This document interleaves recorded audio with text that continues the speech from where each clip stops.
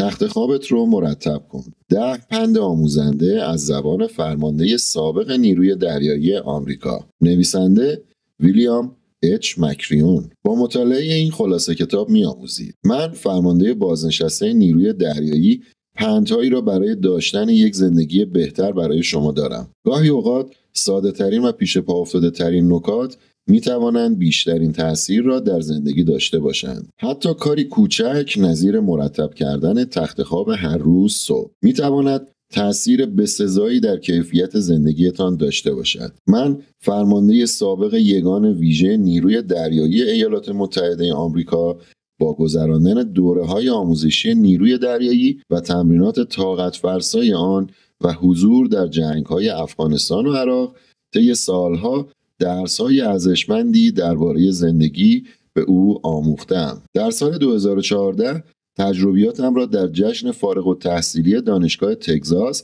در قالب یک سخنرانی ارائه دادم. سپس در سال 2017 نسخه مفصل‌تری را در قالب این کتاب منتشر کردم. من در این کتاب 10 پند کوچک اما ضروری برای تغییر زندگی و حتی دنیا ارائه می کنم. نکاتی که در طول سالهای خدمتم در نیروی دریایی آموختم و معتقدم هر کسی در هر جایگاهی می تواند به کمک این نکات زندگی بهتری داشته باشد. پند اول: روزتان را با مرتب کردن تخت خوابتان آغاز کنید. اولین پندی که درباره آن صحبت می کنیم درباره اهمیت مرتب کردن تخت خواب بلافاصله بعد از بیدار شدن از خواب است. اگر تا به حال در فیلم‌ها اردوگاه‌های نظامی و خوابگاه‌های سربازان را دیده باشید، احتمالاً متوجه شده اید که چقدر تخت خواب‌هایشان مرتب و تمیز است. ممکن است این مسئله چندان مهم به نظر نرسد، اما اگر بلافاصله بعد از بلند شدن از خواب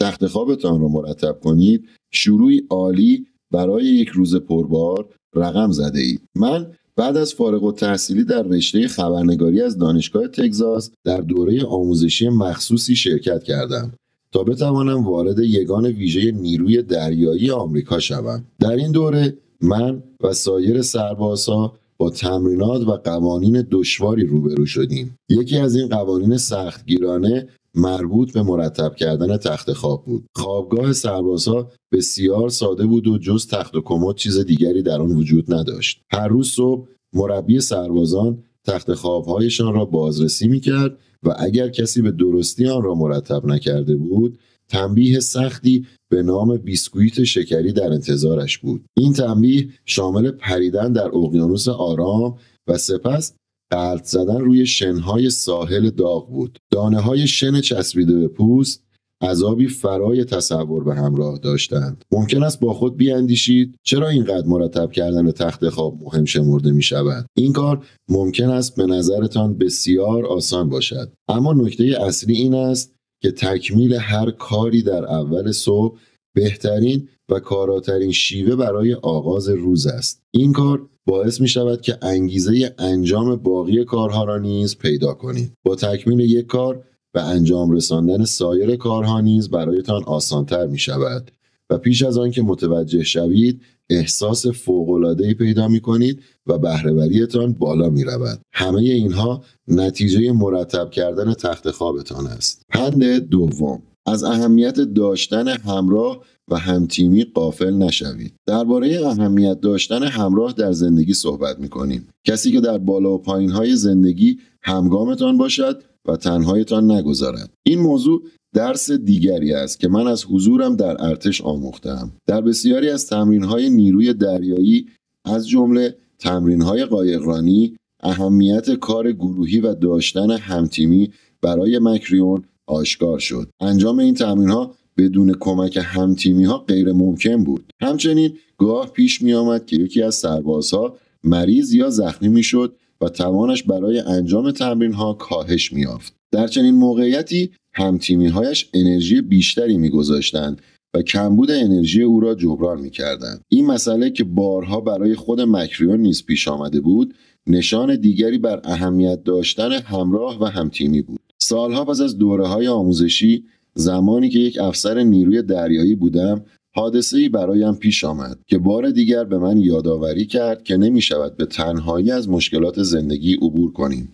این حادثه در یک تمرین چتربازی برایم رخ داد. بعد از پریدن، همانطور که سقوط می‌کردم، متوجه گشتم که چترباز دیگری در ارتفاع پایینتری از من قرار دارد و در حال باز کردن چترش است. پیش از آن که من بتوانم خودم را کنار بکشم، چتر آن شخص با من برخورد کرد و من را به دردسر بدی انداخت. در این حادثه به شدت آسیب دیدم و مجبور شدم 2 ماه در خانه بستری بشوم. در طول دوره درمانم متوجه اهمیت داشتن همراه برای گذر از سختی‌های زندگی شدم. در آن مدت همسرم با صبوری از من مراقبت می‌کرد. اگر او نبود، افسردگی و حس ترحم من را از پا می‌انداخت. هر کسی در زندگی در شرایطی قرار می‌گیرد که به حمایت کسی احتیاج پیدا می‌کند. کسی که او را می‌فهمد و به او ایمان دارد. ضروری است که بپذیرید نمی‌توانید به تنهایی از عهده زندگی بر بیایید. پند سوم: هیچ کس را از روی ظاهرش قضاوت نکنید. آیا تا به حال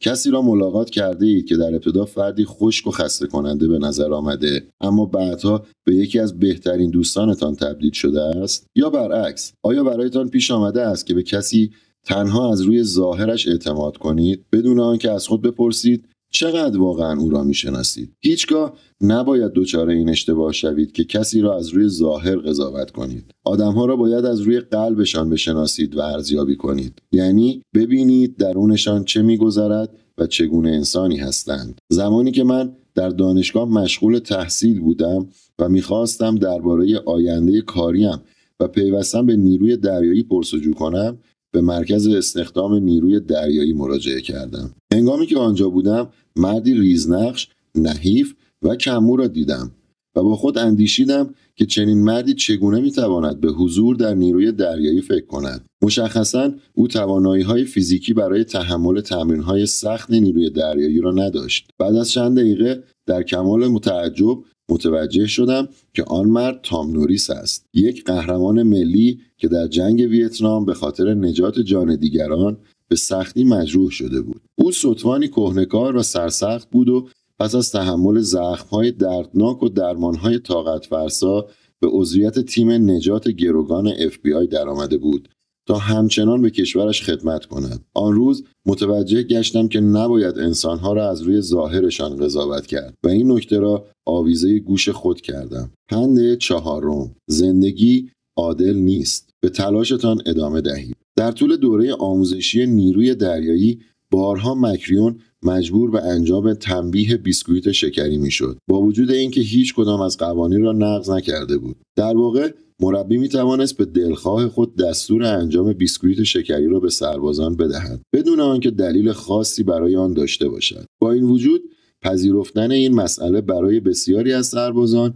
کار آسانی نبود. برخی از آنها تمام تلاش خود را به کار می‌بستند تا تمرین‌ها را به بهترین نحو انجام دهند و به همین خاطر انتظار داشتند که در قبال عملکرد عالیشان پاداش دریافت کنند. اما در بسیاری از مواقع آنها نیز گرفتار تنبیه بیسکویت شکری و شنهای چسبیده پوستشان می‌شدند. به همین خاطر بیسکویت شکری تنبیهی بود که صبر و عزم سربازان را به چالش می‌کشید. در واقع هدف از این تنبیه آموختن این نکته به سربازان بود.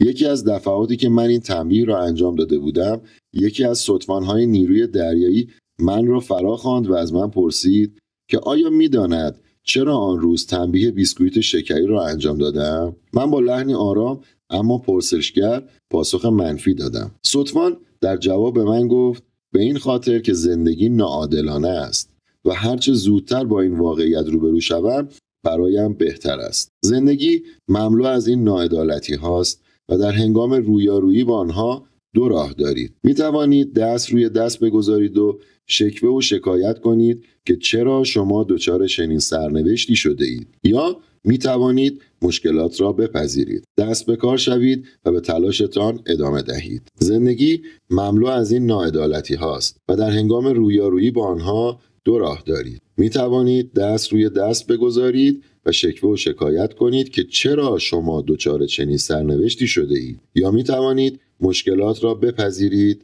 دست به کار شوید و به تلاشتان ادامه دهید. پند پنجم: از شکست‌هایتان درس بگیرید. هیچ کس از شنیدن واژه شکست خوشحال نمی شود. شکست بار منفی زیادی به همراه دارد و همه می‌خواهند از آن دوری کنند. اما نگرش درستی داشته باشید. می توانید از شکست به نفع خود بهره ببرید. اما اگر نگرش درستی داشته باشید، می توانید از شکست به نفع خود بهره ببرید. برعکس، باید از آن استفاده کنید تا قوی‌تر و مصمم‌تر به راهتان ادامه دهید. این موضوع درس دیگری است که من در طول دوره آموزشی خود فرا گرفتم. یکی از تمرین‌های روزانه دوره آموزشی نیروی دریایی تمرین شنا بود. سربازها به گروه‌های 2 نفره تقسیم می‌شدند و هر 2 نفر باید تمرین‌های شنا را با هم انجام می‌دادند. هر 2 نفری که همگروهی می‌شدند هوای همدیگر را داشتند و اگر از یکی از آنها خطایی سر می‌زد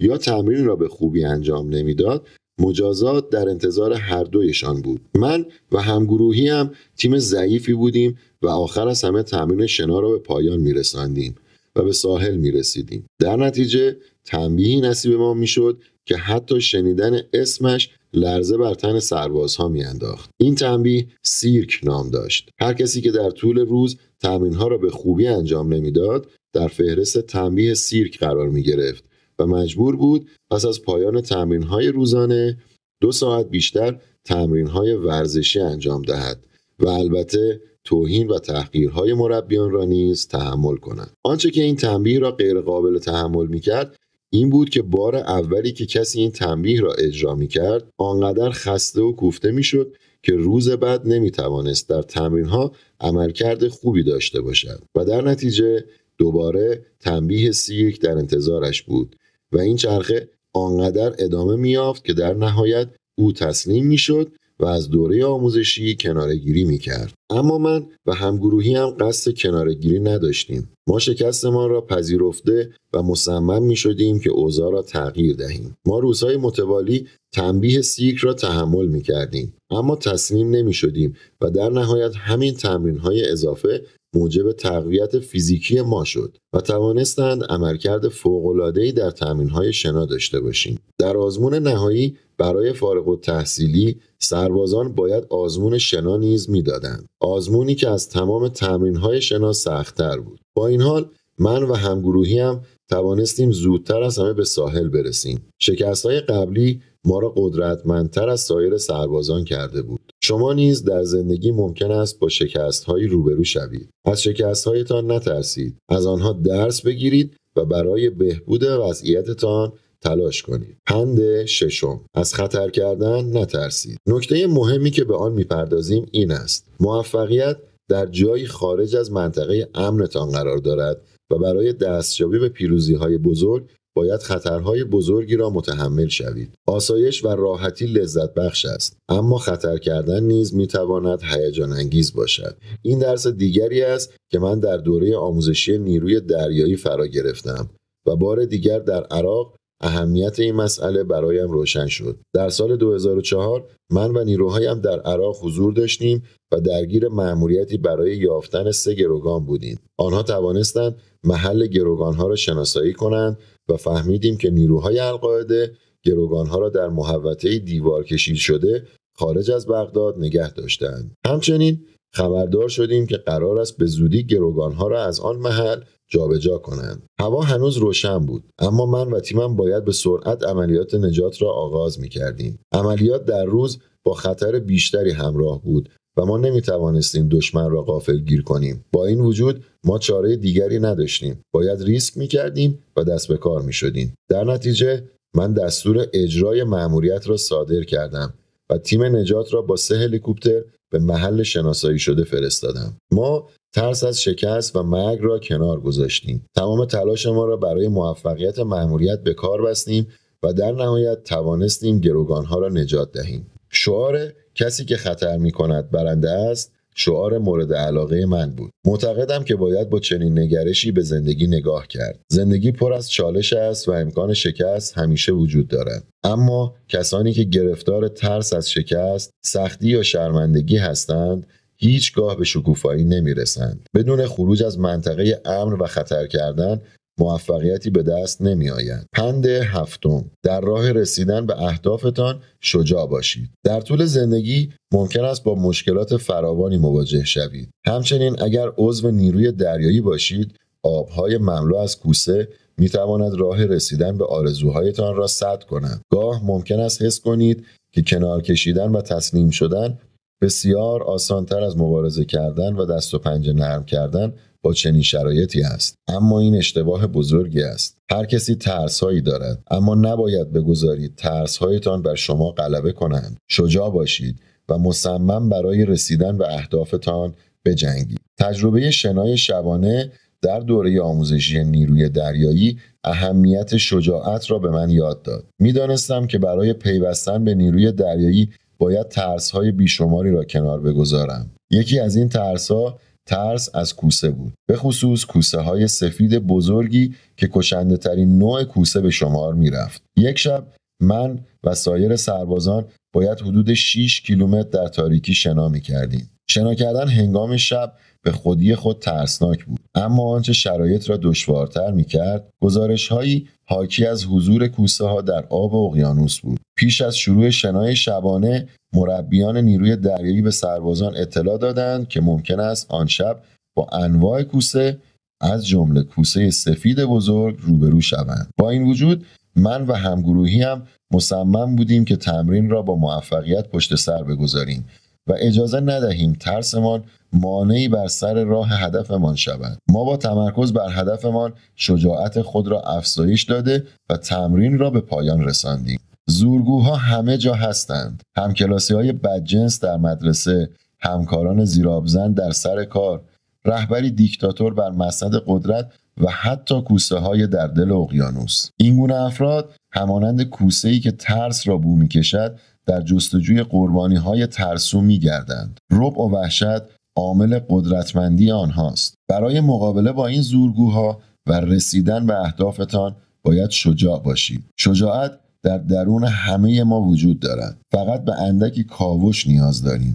پند هشتم، در لحظات سخت بهترین خود باشید. باید در سخت‌ترین و تاریک‌ترین لحظات زندگی بهترین خود باشید. در این لحظات است که باید نشان دهید واقعاً چقدر شجاع هستید. این درسی است که من در یکی از سخت‌ترین تمرین‌های نیروی دریایی آموختم. آموزش غواصی بخشی از دوره آموزشی نیروی دریایی بود. آخرین و سخت‌ترین تمرین غواصی آنقدر خطرناک بود که احتمال زخمی شدن و حتی مرگ سربازها هم وجود داشت. افسری که مسئول برگزاری تمرین آخر بود، حرفایی زد که تأثیری عمیق بر من گذاشت. او به سربازان گفت: امشب معلوم می شود که کدام یک از شما واقعا می خواهد غواص شود. داخل آب سرد و تاریک است. آنقدر تاریک است که راهتان را گم می کنید و اگر از همگروهیتان جدا شوید نمی توانید همدیگر را بیابید. امشب شما باید بهترین خود باشید. باید از ترس‌ها، تردیدها و خستگیتان فراتر بروید. مهم نیست چقدر زیر آب تاریک است. شما باید این مأموریت را به پایان برسانید تا نشان دهید که با بقیه فرق دارید. در زندگی همه ما لحظات تاریک وجود دارند. در این لحظات است که باید تمام توانمان را به کار گیریم و قوی باشیم. جنگ تلفات بسیاری به همراه دارد و جان بسیاری از انسانها را میگیرد. مکریون در طول سالهای خدمتش به وفور شاهد مرگ نظامی‌ها بود. نظامی‌هایی که خانواده، دوستان و همرزمانشان به سوگ آنها می‌نشستند. قطعاً برای این افراد از دست دادن عزیزانشان دشوار و جانکاه بود، اما دقیقاً در این لحظات بود که آنها از خود مقاومت نشان می‌دادند. خونسردیشان را حفظ می‌کردند و بهترین خود را نشان می‌دادند. برای مثال، زمانی که یکی از افراد نیروی دریایی در عراق کشته شد، برادر دوقلویش خود را نباخت. او مراسمی آبرومندانه برای برادرش برگزار کرد و حتی به سایر اعضای خانواده و دوستان دلداری داد. او می‌خواست برادرش به او افتخار کند. این لحظات برای مکریون بسیار انگیزه بخش بود و بار دیگر نشان داد که انسان باید در سخت‌ترین لحظات بهترین خود باشد. پند نهم، به دیگران امید بدهید. آیا تا به حال با چنین موقعیتی روبرو شده اید؟ چیزی نمانده که از انجام کاری منصرف شوید، اما با دوستی صحبت می کنید و او به شما امیدی دوباره برای ادامه کارتان می‌دهد. این لحظات نشان می‌دهد که یک نفر چقدر می‌تواند در زندگی دیگران اثر بخش باشد و به آنها امید دهد. اهمیت این موضوع در هفته جهنمی برای من آشکار شد. هفته جهنمی رویداد ویژه در اولین مرحله از دوره آموزشی نیروی دریایی بود. 6 روز تمرین‌های بیوقفه و آزار و اذیت از طرف مربیان بدون اندکی استراحت و خواب. هدف اصلی این رویداد در واقع تشخیص و حذف سربازان ضعیف بود. کسانی که به اندازه کافی برای ورود به نیروی دریایی سرسخت نبودند. تعداد سربازانی که در هفته جهنمی از دوره آموزشی کناره‌گیری می‌کردند بیشتر از هر زمان دیگری بود. در یکی از روزهای هفته جهنمی سربازان باید به محلی گلالود می‌رفتند و در آنجا انواع و اقسام مسابقات و تمرینات ورزشی را انجام می‌دادند. در پایان روز گل سرتاپای سربازان را پوشانده بود و آنها آنقدر سرد و خسته بودند که توانایی کوچکترین حرکتی را نداشتند. با غروب خورشید هوا سردتر و شرایط برای سربازان طاقت فرساتر شد. آنها داشتند کم کم روحیه‌شان را از دست می‌دادند. هنوز 3 روز از هفته جهنمی باقی مانده بود و امیدشان به موفقیت به سرعت کاهش می‌یافت. همانطور که سربازها نشسته بودند و از سرما و خستگی نمی‌توانستند تکان بخورند، یکی از مربیان پیش آنها رفت و گفت که می‌توانند به کنار آتش بروند، قهوه داغ بنوشند و سوپ مرغ بخورند، اما فقط به این شرط که 5 نفر از آنها تسلیم شوند و قید نیروی دریایی را بزنند. من حس کردم که هر لحظه ممکن است سربازان تسلیم این پیشنهاد وسوسه کننده شوند. لحظاتی بعد همین اتفاق افتاد و یکی از سربازها از جا بلند شد تا خود را از آن وضعیت نجات دهد. من سعی کردم او را از این کار باز دارم، اما او مصمم بود و بنای رفتن گذاشت. در همین حین یکی از سربازها شروع به آواز خواندن کرد و چیزی نگذشت که بقیه نیز به او پیوستند و همگی مشغول آواز خواندن شدند. این کار نور امیدی در دل سرباز تسلیم شده روشن کرد. او راه رفته را بازگشت و همراه بقیه مشغول آواز خواندن شد. وقتی دیگران توانسته بودند در آن شرایط دشوار زیر آواز بزنند و امیدشان را حفظ کنند، او نیز می توانست. در واقع یک نفر توانسته بود امید از دست رفته را به رفیقانش بازگرداند. امید یکی از قدرتمندترین نیروهای جهان است و گاه حتی یک نفر نیز توانایی امید بخشی به اطرافیانش را دارد. بنابراین اگر خودتان یا دیگران در موقعیتی دشوار گرفتار شدید، امیدتان را از دست ندهید. لبخند بزنید. بذر امید را در دل دیگران بکارید و به آنها نوید دهید که فردا روز بهتری خواهد بود. پند 10: هرگز تسلیم نشوید. 10مین و آخرین پند از این قرار است: هرگز تسلیم نشوید. این مهمترین درسی است که در طول این سالها آموختم. زندگی زیباست، حتی زمانهایی که آشفته و پردرد است. به یاد داشته باشید که لحظات فرح بخش زندگی بدون لحظات بد بی‌معنی هستند. بنابراین زمانی که زندگی روی خشنش را نمایان می کند، به حال خود تأسف نخورید یا دیگران را سرزنش نکنید. در اولین روز دوره آموزشی نیروی دریایی 150 سرباز در مقابل مربیشان قرار گرفتند و به سخنرانی او گوش دادند. او به آنها گفت که سخت‌ترین روزهای عمرشان در انتظارشان است و اگر بخواهند می توانند خیلی راحت با 3 بار تکان دادن یک زنگ از دوره آموزشی کناره‌گیری کنند. او همچنین افزود که بهتر است پایداری کنند و تسلیم نشوند، زیرا در غیر این صورت افسوس موقعیتی را که از دست دادند خواهند خورد. در انتهای دوره آموزشی تنها 33 نفر از سربازان باقی مانده بودند و من خوشحال بودم که یکی از آنها هستم. من در طول خدمتم در ارتش بارها زنان و مردانی را دیده بودم که سخت‌ترین شرایط را تاب آورده بودند